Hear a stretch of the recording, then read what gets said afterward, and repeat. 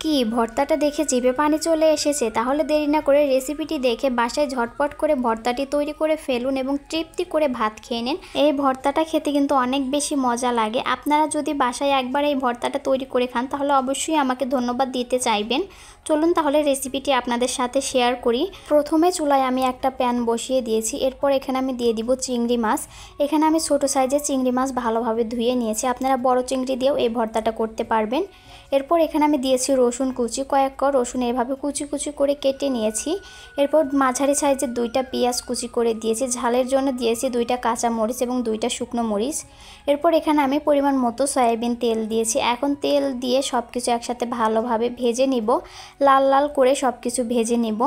আমার কাছে মনে হয়েছিল যে ঝালটা একটু কম হবে, পরে এখানে আমি আরও একটা শুকনো মরিচ দিয়ে ভেজে নিয়েছি। ভর্তা কিন্তু একটু ঝাল ঝাল হলেই খেতে মজা লাগে, ঝাল কম দিলে খেতে ভালো লাগে না। এখন এই ভাজা পেঁয়াজ, রসুন এবং চিংড়ি মাছ তুলে নিব। এরপর একই প্যানের ভিতরে এখানে আমি দিয়ে দিব কচুরমুখী। কচুরমুখীর খোসা ছাড়িয়ে আমি এরকম লম্বা লম্বা করে কেটে নিয়েছি।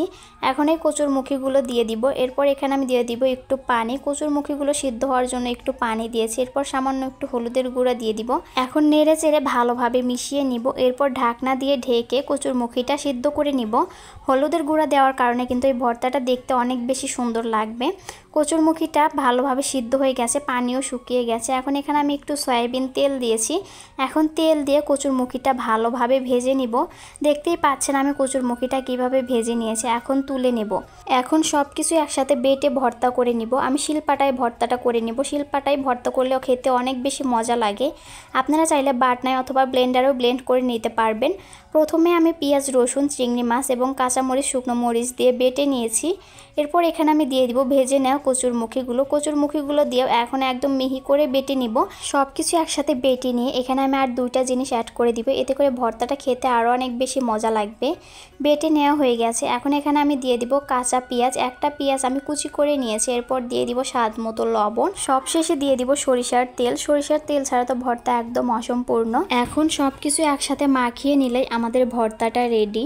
আপনারা চাইলে এখানে কাঁচা পেঁয়াজটা নাও দিতে পারেন, তবে কাঁচা পেঁয়াজটা দিলে ভর্তাটা খেতে অনেক বেশি মজা লাগে। আমার ভর্তাটা তৈরি করা কিন্তু হয়ে গেল। দেখতে কিন্তু অনেক বেশি লোভনীয় লাগছে। এখন এই ভর্তাটুকু আমি আলাদা করে রেখে দিব এবং পাটায় অল্প একটু ভর্তা রেখেছি। এই ভর্তা দিয়ে আমি গরম গরম ভাত মেখে খাবো। ভর্তা করার শেষে এইভাবে করে পাটায় ভাত মেখে খেতে কিন্তু অনেক বেশি মজা লাগে। আপনারা কে কে এইভাবে করে পাটায় ভাত মেখে খেতে পছন্দ করেন অবশ্যই কমেন্ট করে জানাবেন। আমার কাছে তো খেতে খুবই ভালো লাগে। আমি এই ভর্তাটা দিয়ে তৃপ্তি করে ভাত খেয়ে নিয়েছি। যারা ভর্তা লাভার আছেন তাদের কাছে তো এই ভর্তা হলে কোনো কথাই নেই, 2 প্লেট ভাত নিমেষে খেয়ে ফেলতে পারবেন। আর যারা কিনা ভর্তা খেতে তেমন পছন্দ করেন না তাদেরকেও এই ভর্তাটা তৈরি করে দিলে আঙ্গুল চেটে পুটে খেয়ে উঠবে। আমার এই ভর্তার রেসিপিটি আপনাদের কাছে ভালো লাগলে ভিডিওটিতে লাইক, কমেন্ট, শেয়ার করে দিবেন। ইউটিউব থেকে রেসিপিটি দেখলে চ্যানেলটি সাবস্ক্রাইব করে দিবেন এবং ফেসবুক থেকে দেখলে ফলো দিয়ে পাশেই থাকবেন।